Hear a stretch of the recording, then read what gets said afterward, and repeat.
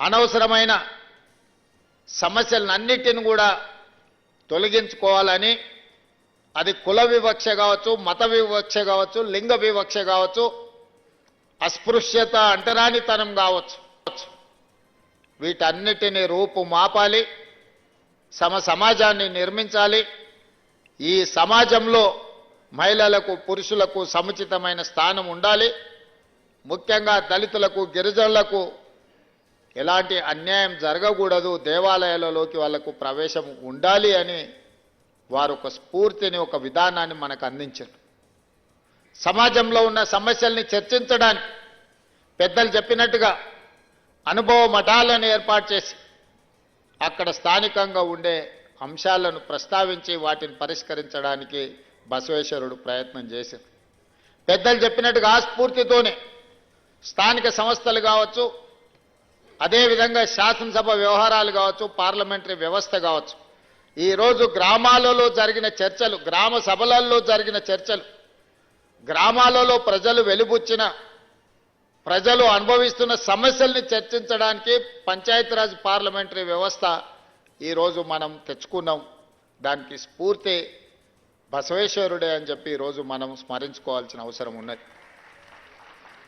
12వ శతాబ్దంలో బసవేశ్వరుడు కావచ్చు, లేదా జ్యోతిరావు పూలే కావచ్చు, లేదా డాక్టర్ బాబాసాహెబ్ అంబేద్కర్ గారు కావచ్చు, లేదా మహాత్మా గాంధీ గారి సిద్ధాంతం కావచ్చు, ఇవన్నీ కూడా సమాజంలో సమూలమైన మార్పులు వచ్చి ప్రతి మనిషికి సమానమైన హక్కులు కల్పించాలి, ప్రతి మనిషి గౌరవంగా బ్రతకాలి.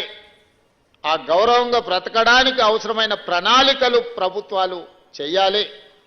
ప్రజలు ఎన్నుకున్న ప్రభుత్వం విధానపరమైన నిర్ణయాలు తీసుకొని పరిపాలనతో ముందుకు వెళ్తుంటే అందులో ఉన్న సమస్యల్ని, లోటుపాట్లను విశ్లేషించి విశదీకరించి ప్రభుత్వానికి అవసరమైన సలహాలు సూచనలు ఇచ్చి, ఒకవేళ ప్రతిపక్షాలు ఇచ్చిన సలహాలు సూచనల్ని పాటించకపోతే ఆ ప్రభుత్వానికి వ్యతిరేకంగా నిరసన కార్యక్రమాలు తెలపడానికి, అవసరమైతే రాస్తారోకోలు చేయడానికి, అవసరమైతే ధర్నాలు చేసి ఆమరణ నిరాహార దీక్ష వరకైనా వెళ్ళి ప్రభుత్వం చేస్తున్న తప్పిదాలను సరిదిద్ది ప్రజలకు ఒక సుపరిపాలన అందించడానికి ప్రతిపక్ష పార్లమెంటరీ వ్యవస్థను మనం ఏర్పాటు చేసుకున్నాం.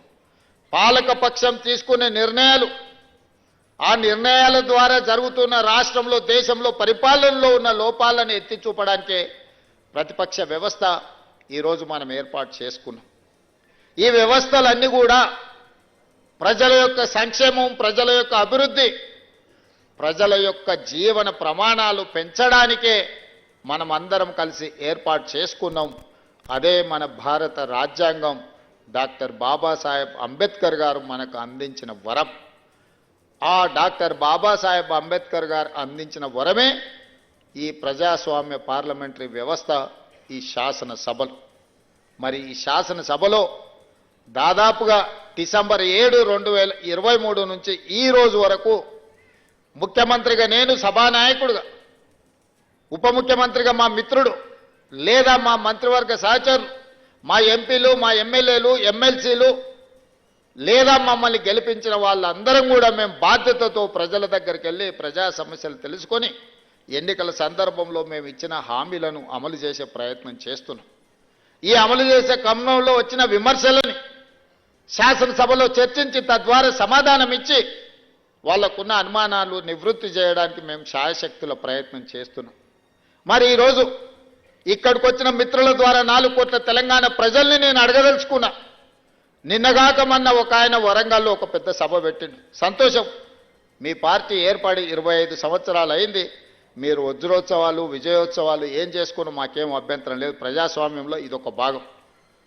140 సంవత్సరాల చరిత్ర కలిగిన కాంగ్రెస్ పార్టీకి మేము ప్రాతినిధ్యం వహిస్తే 25 సంవత్సరాలు చరిత్ర కలిగిన మీ పార్టీకి మీరు ప్రాతినిధ్యం వహిస్తున్నారు, మాకేం అభ్యంతరం లేదు. మీరు విజయోత్సవం సభలు ఏర్పాటు చేసుకుంటాం అంటే మంత్రి పొన్నం ప్రభాకర్ గారిని పిలిచి ఎన్ని వందల బస్సులు అడిగినా అన్ని వందల బస్సులు వాళ్ళకి ఇవ్వండి, వాళ్ళక్కడ సభ ఏర్పాటు చేసుకొనివ్వండి, వాళ్ళకు అవసరమైన అన్ని వెసులుబాట్లు కల్పించండి అని చెప్పి ఆర్టీసీ అధికారులనే కాదు, పోలీసు అధికారులను, అక్కడుండే మున్సిపల్ అధికారులను, కలెక్టర్లకు అందరికి కూడా నేను సమీక్ష చేసి ఆదేశాలు ఇచ్చిన. ఎందుకంటే ప్రజాస్వామ్యంలో పాలకపక్షమే కాదు, ప్రతిపక్షం కూడా బలంగా ఉండాలి. ప్రతిపక్షం ప్రజా సమస్యల్ని ప్రస్తావించాలి. వారు ప్రస్తావించిన ప్రజా సమస్యల్ని మేము పరిష్కరించడానికి వీలవుతుంది, పరిష్కరించాలన్న చిత్తశుద్ధితోని వారు సభ నడుపుకోవడానికి సంపూర్ణంగా ఈ రాష్ట్ర ప్రభుత్వం సహకరించిందన్న మాట నిజం కాదా? మరి నేను మిమ్మల్ని అడుగుతున్నా, మీ అనుభవం గొప్పదే, మీ పార్టీ గొప్పదే, మీ పార్టీలో 100 కోట్ల రూపాయలు ఉన్నమాట నిజం, మీకు టీవీలు, పేపర్లు, ఫామ్ హౌజులు ఉన్నమాట కూడా నిజమే, మేమేం కాదంటలేం. కానీ ప్రజల సమస్యలు మీరు ప్రస్తావించిందా? ఈ ప్రభుత్వం ఏ నిర్ణయం తీసుకుంటే ఆ నిర్ణయంలో ఉన్న లోపం లేదా ఈ ప్రభుత్వం తీసుకున్న నిర్ణయంలో మంచి అనేది మీకు ఎక్కడ కనిపించలేదా? మీ అనుభవంతో మంచిని అభినందిస్తూనే, ప్రభుత్వాన్ని భుజం తడుతూనే మా వైఫల్యాలను ప్రశ్నించి, ఆ ప్రశ్నించడం ద్వారా ప్రజా సమస్యలను పరిష్కరించడానికి మీరు అక్కడ మాట్లాడి ఉంటే నిజంగానే ప్రజలు మిమ్మల్ని అభినందించి ఉండేవాళ్ళు. నేను ఈరోజు ఆ పెద్ద ఆయనను ఒక మాట అడగదలుచుకున్నా.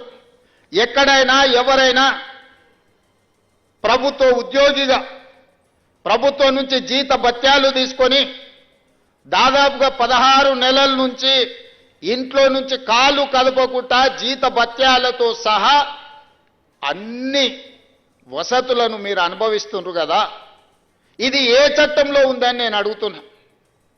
ఏ చట్టంలో ఉంది? ప్రభుత్వం నుంచి జీత భత్యాలు తీసుకున్న వాళ్ళు మేము విధులను నిర్వర్తించము.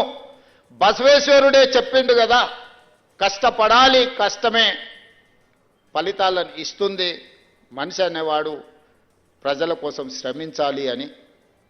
మరి మీరెందుకు ప్రతిపక్ష నాయకుడిగా హోదా తీసుకున్నారు? ఇప్పటి వరకు 65 లక్షల రూపాయల జీతం తీసుకున్నారు, బంగ్లా తీసుకున్నారు, కారు తీసుకున్నారు, వసతులు తీసుకున్నారు. పోలీసుల పహారా మీకు కల్పించిన ప్రధాన ప్రతిపక్ష నాయకుడిగా, మాజీ ముఖ్యమంత్రిగా అన్ని వసతులను అనుభవించకుండా, ప్రతిపక్ష నాయకుడు పాత్ర పోషించకుండా మీరు ఫామ్ హౌజులో ఎందుకు పడుకుంటున్నారని 4 కోట్ల తెలంగాణ ప్రజలు అడుగుతున్నారు. సమాధానం చెప్పాల్సిన బాధ్యత మీకు లేదా? ఆయన అంటే నేను రాను అసెంబ్లీలకు, మా పిల్లల్ని పంపించినా అంటాడు. నేను ఆయన్ని అడుగుతున్నా, పిల్లల్ని పంపించడానికైతే మీరెందుకు ప్రతిపక్ష నాయకుడిగా ఉండాలి? మీరెందుకు పార్టీ అధ్యక్షుడిగా ఉండాలి? మీరెవరు సభకు రాని ప్రతిపక్ష నాయకుడు మమ్మల్ని ప్రశ్నించే నైతిక హక్కు మీకున్నదా?